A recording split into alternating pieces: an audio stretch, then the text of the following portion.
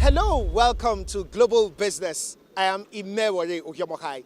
I'm standing right here in one of Abuja's busiest spots. It's called the Gudu District. We have so many markets here. We have markets for motor spare parts. We have markets for foodstuffs. We have offices. The last time we were in Wuse 2.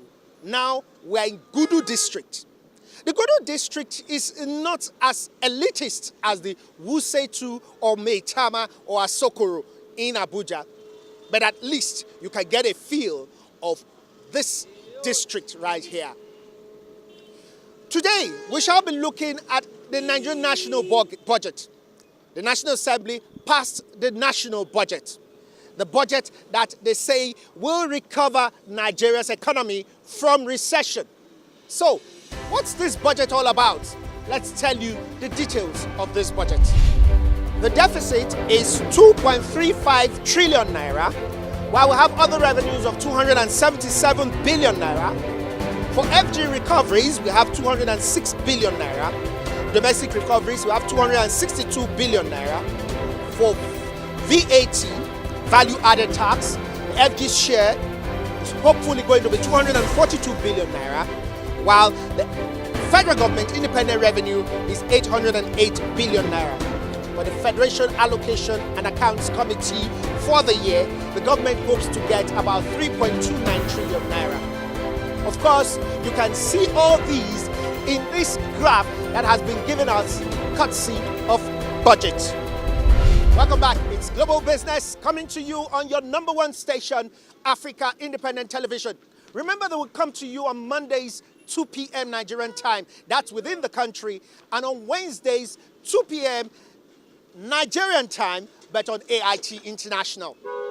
We're still in Gudu District, right here in Abuja.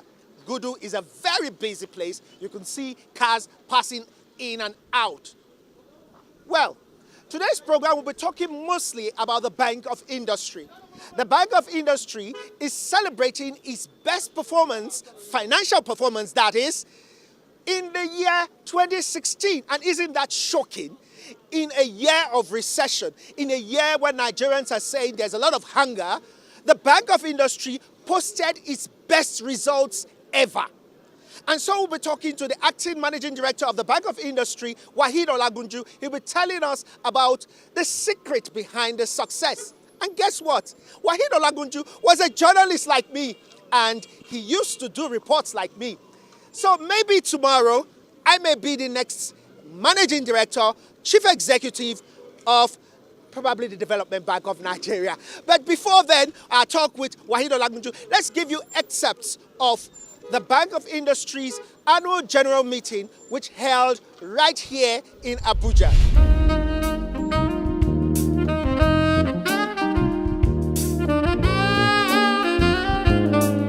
It is highly commendable that while several corporate institutions of the country experienced a downgrade in their credit ratings in the year, the Bank of Industry got a reaffirmation of its AA plus national credit rating, accompanied by a stable outlook by Fitch Ratings, a world-class credit rating agency.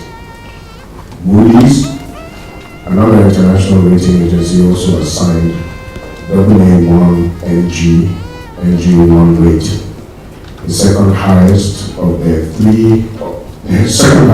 three national scale rating categories to the bank. And Gusto, the foremost Nigerian rating agency, similarly upgraded the bank's domestic rating of A+ to AA- in 2016. This is a testament to the strong corporate governance and enterprise risk management practices that the bank has integrated into its operations.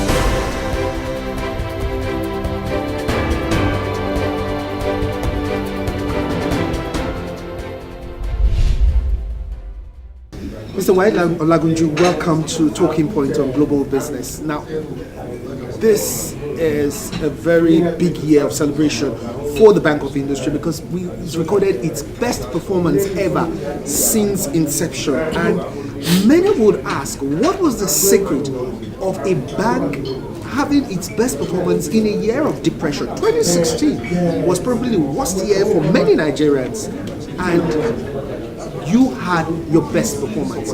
What is the secret? That's because we've been in this environment for quite some time. Yes, we've operated as Bank of Industry since 2001, and going by 2016 financial year, which meant that was our 15th financial year since we were reconstructed into the Bank of Industry from the Nigerian Industrial Development Bank in 2001. NIDB itself operated for 37 years, from 1964 to 2001. And the precursor institution to NIDB is Icon Limited, that was incorporated in 1959. So as a legal entity, we've operated in Nigeria, done business in Nigeria for 58 years. So in the last 15 years, we built on our experience that we gathered over the years, on our knowledge of the Nigerian economy, and of course, taking into cognizance the dynamics of our environment and happenings that are taking place, right, on a daily, weekly, monthly, and yearly basis in arriving at our decisions. So we have a very proactive decision-making process and a robust risk management, enterprise-wide risk management in place. And we always assume worst-case scenarios when we are taking decisions. So when things don't get that bad, they can only get better for us. So that was what happened in 2016. By late 2014, when we saw the collapse in global oil prices, we knew that it was going to put a lot of pressure on the Naira. And we started taking proactive measures because we are still largely an import-dependent country. We've not been able to domesticate our production capacities. We still depend on the outside world for a number of our inputs and even to feed ourselves. So we started seeing the gap, right, in the area of exchange rate. And we saw how the central bank was supporting the Naira. We knew that would not be sustainable. There was only a matter of time before the value of the Naira would have to be adjusted since our receipts were dropping. So while appraising projects, we look at the potential risks. We know that a number of projects are sensitive to exchange rates in this country because most of the industries still depend on foreign producers to bring in their plant and machinery. Even some of their raw materials they still bring. For example, those in the polymer space, the resins they require, high-grade resins they require, and even high-starch grade they require in the pharmaceutical industry are not yet available in Nigeria. So we knew that a lot of our projects would be sensitive to exchange rate fluctuation. So we always took that into consideration while looking at the risks that can emanate while implementing a project. I always come up with proactive mitigants against those risks. And we do this in collaboration with our customers. Although some customers do complain that we're taking them through a difficult route. But we keep telling them, look, it's because of our knowledge of the Nigerian economy. And we don't want projects to fail. Because where projects succeed, it's a win-win situation. The entrepreneur is able to honor his or her obligations by repaying, including debt service, by repaying the loans to the bank. And once you fully repay the loans to the bank, the project becomes yours for life. Because until you fully repay, the project is creditor-owned until fully amortized. So it's when you fully repaid, then the project becomes yours. Because until you fully repay us, we have a lien, we have a charge on the equipment that we finance. And it's only when you finish repaying, then we discharge, then we release. I mean, also in a time of recession, you had a drop of about 2% for non-performing loans. People will want to ask, did you actually reduce the number of loans that you were giving to people? No, the quality of the NPLs in a given year is not a reflection of fresh loans. It's a reflection of the performance of the loans that were granted 2-3 years down the line. That's why we say that a good credit officer will not be judged by how much he's able to throw at customers in a given time, but it's how those facilities perform 2, 3, 4, 5 years down the line when they are due for repayment. So we didn't reduce. Reduced and concentrated. No. If over the years, we've recorded increases in loan approvals and even loan disbursements. So we didn't reduce. It's not as if we are being choosy, looking for only the, low-hanging fruits. No, we support potentially viable projects. We didn't reduce. But it speaks to the quality of our deal flow generation, that while appraising loans, we are very, very diligent while appraising loans. And that was what I was telling you, that we also assume worst case scenario. What can go wrong? What are the things that can go wrong with a particular project? And that's how we try to encourage our entrepreneurs to domesticate their input. Yes, plant and machinery, they could import, but in terms of their raw materials, let them increase the local content of their raw materials. Let them use local raw materials that are available in the country, in line with our commodity-based industrialization strategy, which speaks to adding value to our vast agricultural, soil minerals, and petroleum resource endowments. You have appeared before the National Assembly answering questions on whether the Bank of Industry reaches the real sector enough. And there's been this talk of you do not reach the real sector enough. Why is this talk continuing? Why do people keep accusing the bank of not getting to the real sector? Well, I don't know what you mean by not reaching the real sector enough. What is clear is that, yes, finance is one of the factors of production. Now, money will only go where it will perform, be they equity or debt. Nobody wants to invest in a loss-making institution. So while you are investing, you have to be diligent. You have to ensure that you lend only to loans. You lend only to customers that can repay your loans. Because when you are appraising a project, what you are doing in your head is examine the probability of that loan being repaid. So you lend to the customers with the highest probability of the loan repayment, right? So it's not as if we've not done enough. But again, you need to look at the size of the Nigerian economy. We're talking of a country with a GDP, annual GDP of more than 100 trillion. Clearly, we need to lend to increase our lending. We need to increase our support to the real sector. That's why in my earlier interview, I did say that under our revalidated strategic plan, right, between now and 2016, we plan to double our risk assets. 2019. Between now and 2019, we plan to double our risk assets, right, to about 1.3 trillion.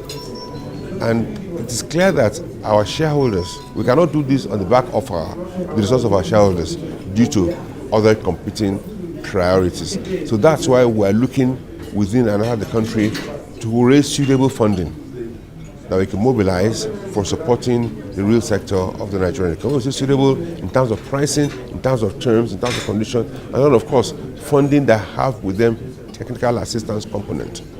There are a lot of capacity gaps. The capital market? Well, we lend at 10% maximum for long term and single digits for SMEs.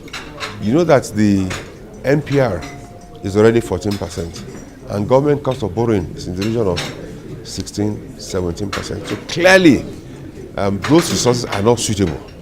That's why I said suitable resources. But within the Nigerian system, there are resources that are suitable. That's why we go into partnership with some governments at the national level and at the state levels. The public sector are able to make funds available to us for on-lending, right, at single digits. For example, the partnership with state governments, with the fund size is about 21 billion, and we're lending at single digits. What that means is that on the average, we are bringing 10 billion at 10%. They are bringing more than 10 billion at 0%. So the average is single digits. So these are the kind of resources we're looking at. Even at the federal level too, there are some concessional resources that can be harnessed and mobilized for real sector development. And we are speaking with relevant authorities at the federal level. And then of course, externally, there are suitable resources. The interest rates are lower, but then you have to contend with the exchange risk. But we believe that in the long term, between now and the next 10 years, we are likely to have increased stability in the exchange rate. Because over the years, it's true that in the last 31 years, SAP was launched in 1986. Between 1986 and now, the exchange rate has been deteriorating. But that was because those resources were not properly utilized. But with the increase in the quality of governance in the country today, at the federal and at the state levels, even within the private sector, the chances are that funds mobilized from outside will be better used. And when they're better utilized, they will impact the economy positively. And when they impact the economy positively, we consider the developmental impact, the exchange rates is not likely to be affected. Because if, for example, you raise foreign lines of credit to support export-based traders in the country, from their cash flow, they can repay the loans. If you support industries that are import substitution based, in other words, where we're able to produce what we consume, or what we're able to, where we're able to produce what we're hitherto importing for consumption or other purposes, we're able to produce them, that will reduce the pressure on the exchange rate as well. So that's why we have two bottom lines: financial viability and developmental impact. Yes, the project must be able to pay its way, but then what are the other developmental, what are the multiplier effects? Jobs. We look at that. Import substitution potentials, then export generation potentials, then in-country technology too. When we support projects, what kind of technology can be introduced to the country? So those are the things we also look at when we're appraising projects at the Bank of Industry. The Bank of Industry and the Development Bank of Nigeria recently introduced into the Nigerian economy. Is there any conflict of interest? We complement each other. I talked about mobilizing resources. They were set up to, they're under the CBN guidelines that were issued, I think, between 2015 and 2014. We have a two-tier DFI structure in Nigeria now. We have wholesale development finance institutions. Then we have retail. The Bank of Industry is one of the retail DFIs, along with the Bank of Agriculture, Federal Mortgage Bank, Nexim.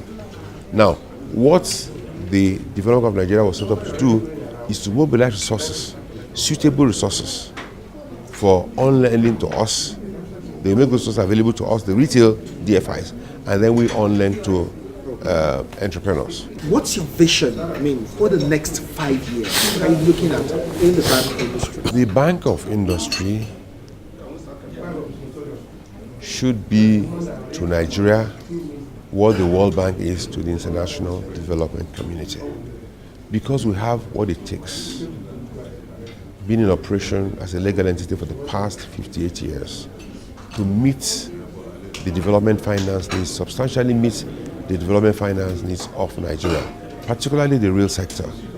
So we are positioning ourselves, we are mobilizing resources, financial and non-financial, from within and outside the country to ensure that we're able to implement the industrial components of the economic recovery and growth plan that was launched recently, as well as support projects and ventures that will facilitate our achievements of the Sustainable Development Goals. And by and large, enterprises, initiatives and projects that will help achieve Nigeria's economic aspirations. Waheed Olagunju is a name synonymous with business reporting, business journalism. You rose from being a business journalist to now success as a managing director of the Bank of Industry, because we could call this success having achieved this feat in your time. Are you saying probably that there is a chance for some of us to become MDs of banks? As a journalist, well-trained journalist, you are equipped with skills such as quantitative and qualitative research methods. Where you have sound education, you will perform anywhere that does not require rocket science skills. Yes, it's true. I started off as a journalist. I was head of the economic desk. But I was very conscientious. I was diligent. I conducted research. My reports were based on facts. That was at the time when the Nigerian economy was undergoing adjustments. Structural Adjustment Program was launched in 1986, and it met with a lot of resistance. So one of my responsibilities as head of the economic desk at the NTA was to design a communication support program for SAP. And that entailed understanding the fundamentals of the Nigerian economy. How did we get to that stage in 1996 or 1986? How did we find ourselves in that position? Huge import dependence, right? Weak domestic production capacity. And that put pressure on our currency, and we had to continue adjusting, devaluing the naira from 4 to 1. Now, in so doing, I had to come up with highly educated reports, which meant studying what was going on in other countries that were undergoing reforms with the support of our development partners, those in the Bretton Woods, for instance, the World Bank, the IFC, the IMF, even MIGA, and then the African Development Bank, the European Investment Bank, right? And even the Economic Commission for Africa of the United Nations, right? So I conducted studies into their operations. I visited those institutions. I interacted with their management staff who were recruited from other countries, from other parts of the world. So on a one-on-one basis, I had first-hand experience of what was going on in their respective countries that are undergoing reforms. So at the IMF, I ended up interviewing Michel Camdoussou, who was the managing director. There was no way I would have been granted that interview if I didn't know my onions, because I was screened by his team. I was also granted access to Barbara Conable, who was president of the World Bank in 1989, as well as Sir William Ryrie, who was chief executive of the International Finance Corporation, and then Babaka Ndiaye, who was president of the African Development Bank, and then Professor Adebayo Adedeji, who was executive secretary of the United Nations Economic Commission for Africa, who came up to say that there were alternatives to SAP. So for you to be able to report intelligently, you need to read. And I read and read and read. In those days, there were no internets. When I go to those World Bank meetings, I bring back books that I read. So it was self-education, on-the-job training. Okay, thank you very much, Mr. All right, Waheed Olagunju. I wish you all the best. Congratulations. Global Business. Now you know more about the Bank of Industry, and I'm sure you will want to take advantage of the opportunities that they bring to you. Are you a small entrepreneur or a big entrepreneur? You must take advantage. Just rush now to the nearest Bank of Industry in your city, state, or town. This is where we wrap it up on Global Business this day. Is it a Monday where you are, or is it a Wednesday? For me, I have some business to catch, because every day is good day for a good business. Remember that will come to you Mondays and Wednesdays, 2 p.m. Nigerian time on AIT National and AIT International. I am Imewalo Yomokai. Have a great week. Let's go catch some business.